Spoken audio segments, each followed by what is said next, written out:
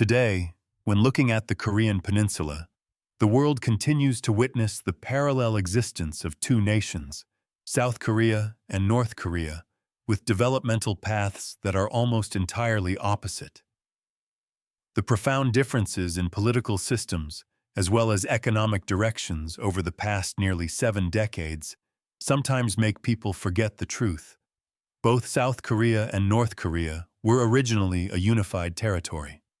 They share a common ethnic origin, with a rich history spanning 5,000 years, having endured countless ups and downs and the fierce fluctuations of time.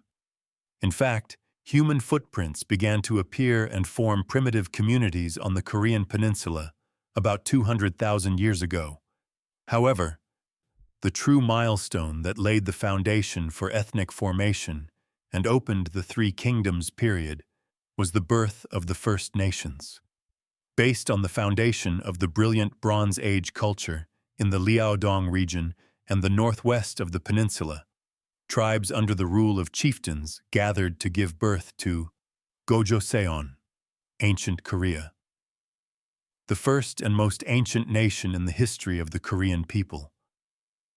The journey of Gojoseon ended in 108 BC when it was destroyed. Subsequently, the Han Dynasty established governing bodies in the Manchuria region, which had previously been the center of Gojoseon. It was this colonial pressure that ignited uprisings, causing people to gather into new tribal units. Through wars of conquest or political alliances, a series of nations were formed across the Korean peninsula at that time. These were Goryeo and Hangul, Goguryeo in the Manchuria region, Goguryeo and Seongdongye along the East Sea coast, the Samhan alliances in the south, and Lelang, commandery in the west, bordering Baekje. The rise of these allied kingdoms gradually led to the process of unification, opening a brilliant new chapter. The Three Kingdoms period. The first nation was Goguryeo, with its capital at Gungnai City in the Yalu River Basin. They dedicated all their efforts to building a powerful army to resist invasions from China while constantly conquering neighboring small states. By the beginning of the 4th century, Goguryeo had successfully swept away the commanderies that China had established on the peninsula. Nevertheless, they still faced constant threats from the west and the expansion of Baekje from the south. The second nation was Baekje, founded around 18 BC at Goryeo in the Han River Basin by a group of migrants from the north. Despite facing numerous obstacles in the early days of nation building, after repelling attacks from China in the 3rd century, Baekje entered its golden age. The peak of this nation's power was in the 4th century, under the talented rule of King Jeonchogo. The final piece was Silla, the nation that emerged latest among the Three Kingdoms, around 57 BC. Starting from the narrow Hyeongsan River plain, Silla step by step conquered the surrounding lands and expanded its borders to the Nakdong River Basin. Throughout this period, all three nations were constantly in a state of war and fierce confrontation to compete for influence and expand territory. The most violent clashes began to erupt in the 4th century. At that time, Goguryeo was considered a true power with a vast territory stretching from Manchuria to the middle of the peninsula. Meanwhile, Silla, thanks to consolidating absolute power and building a solid centralized system, achieved brilliant diplomatic and military achievements in the mid-6th century. The important milestone leading to Silla's unification was the clever foreign policies implemented since the beginning of the 7th century. To resolve the threat from Baekje, Silla actively allied with the Tang Dynasty to destroy both Baekje and Goguryeo. The trade-off was that Silla would cede the lands north of the Daedong River to the Tang dynasty after winning. However, as soon as the two major rivals were defeated, the Tang dynasty revealed its ambition to colonize the entire peninsula by establishing an overseer generalate right in Silla. In this precarious situation, Silla promoted national strength, combined with the remnant forces of Goguryeo and Baekje to conduct a resistance war, crushing the ambition of the Tang dynasty. Finally, in 676, Silla officially unified the three kingdoms. Although this process still had certain limitations, the event of 676 was a great milestone, opening a new era of development for the Korean peninsula. After unification, Silla entered a period of prosperity with a vast territory and a centralized apparatus worthy of its status. They maintained vibrant cultural and economic exchanges with the Tang dynasty. However, from the late 8th century, bloody power struggles among the Jin-Gol rank nobles at court led Silla into civil war and gradual weakening. At the same time, in the former land of Goguryeo to the north, patriotic people gave birth to the nation of Baekje. In 698, which quickly became a formidable power in Northeast Asia. By the late 9th century, the weakness of the Silla court, along with natural disasters, epidemics, and wrong policies, ignited peasant uprisings. The traditional bone rank system was violently shaken, pushing society into a vicious cycle. Unification was once again fractured, opening the later Three Kingdoms period. The later Three Kingdoms period saw the division of the peninsula into three forces. Later Baekje, founded in 900 with its capital at Wonsanju. Later Goguryeo, founded in 901 at Songgak, and the remainder of Silla. In 918, Hwanggeon, a general under the king of later Goguryeo, who possessed resounding prestige and absolute support from the people, was enthroned as king.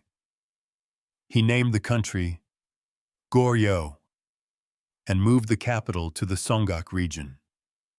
With outstanding vision, Hwanggeon implemented tax reduction policies to win over the people, while attacking later Baekje and implementing a strategy of harmony with Silla. In 936, King Taejo Hwanggeon officially suppressed the later Three Kingdoms rebellion, once again unifying the country. Immediately after ascending the throne, the Goryeo dynasty pushed for a northward policy to restore the former territories of Goguryeo, expanding the border to the Yalu River. The Goryeo court implemented flexible governance policies, harmonizing the cultural essence of Silla, Baekje, and Goguryeo to build a new national culture full of identity, taking diversity and openness as the compass. If Silla's previous unification was the starting point, then the unification of the Goryeo dynasty was the substantive completion of ethnic unification, with the harmony of even the Baekje people. In this era, Confucianism began to be honored and became the core political ideology. The centralized system was firmly consolidated, and the foreign economy developed strongly. And it was from here that the name Korea, transliterated from Goryeo, began to be known and praised by international merchants throughout the world. However, after the 12th century, Goryeo politics began to be unstable. Overlapping social conflicts led to rebellions. Typical was the Yi Jagyeom rebellion in 1126, when a powerful royal relative challenged the throne itself. Following that was the uprising of the monk Myeocheong in 1135, with the intention of moving the capital to Seogyo. Although the riots were suppressed, they left deep wounds. In 1170, the dissatisfaction of the military officials led to a coup, establishing a military government that lasted for many decades. This period also witnessed the strong rise of resistance movements from the peasantry and the lower classes across the country, typically the struggle of the people in the northwest against the government of Zhou Wanzhong, or the uprisings of brothers Meng Yi and Meng Soi, and Kim Sami and Hyo Mun in the central and southeastern regions. By the 13th century, the appearance of Genghis Khan and the Mongol Empire changed the map of East Asia. In 1231, Mongol troops began a large-scale invasion of Goryeo. Facing the enemy's power, the Goryeo court moved the capital to Ganghwa Island, conducting a long and persistent resistance for 40 years. In this war, the peasantry and the lower classes also contributed illustrious feats. After making peace, the military government collapsed. The king's power was restored, but was heavily influenced by the Yuan Dynasty, China. The Yuan Dynasty ruled Goryeo indirectly through kings. It was not until the 14th century, when the Yuan Dynasty weakened, that King Gongmin took advantage of the opportunity during the transition between Yuan and Ming to conduct reforms, repelling northern influence, and driving out the Red Turbans and Wokou pirates to reclaim territory.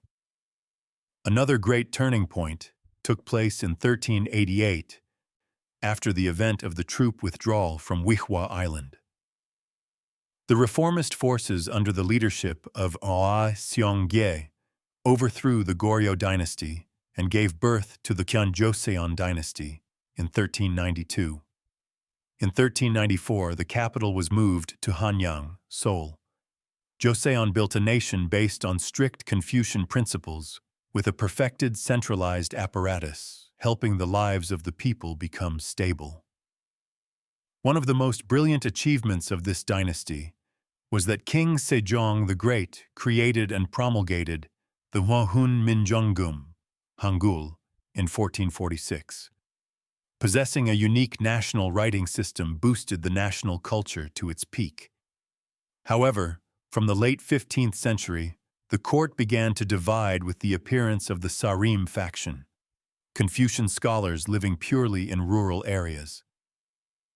They stepped onto the central political stage and fiercely confronted the Hunggu faction, creating bloody purges, but also gradually taking the lead role in society. By the end of the 16th century, the corruption of the military service system and internal conflicts weakened national defense. Taking advantage of this, Japan conducted a large-scale invasion. But thanks to the outstanding tactical skill of the Navy, under the command of Admiral Yi Sun-sin, and the bravery of the righteous armies, the Joseon Dynasty crushed the invaders after 7 years of war, Imjin War. Immediately following the disaster from Japan, the people had to endure the invasion of the later Jin, Manchu, in the year of Byongja, plunging the country once again into misery. Entering the period of King Yongzhou and King Zhongzhou, Joseon made efforts to implement the Tangpyeong, impartiality, policy, and a series of reforms to stabilize economy and society. But after King Zhongzhou's death, power fell into the hands of royal in-law families, opening an era of corrupt Sado in-law politics. Order collapsed, pushing peasants into despair, leading to large-scale uprisings, most typically the Hongyeongne Rebellion, 1811, which lasted for 10 years. This was also the period when Catholicism and the new religion, Donghak, Eastern learning, began to spread strongly in rural areas. By the 1860s, in the context of internal disorder and pressure to open up from the West, Hwangseon Daewanggun came to power and conducted internal reforms to stabilize the people's lives. However, he resolutely implemented a closed-door policy and suppressed Catholicism. Although this slowed the process of accessing new civilization, it demonstrated the intense self-reliance of the nation. After Daewanggun left power, Joseon signed the Treaty of Ganghwa with Japan in 1876, marking the opening of ports. Subsequently, they signed trade treaties with the US, Britain, and other powers, officially joining the world flow.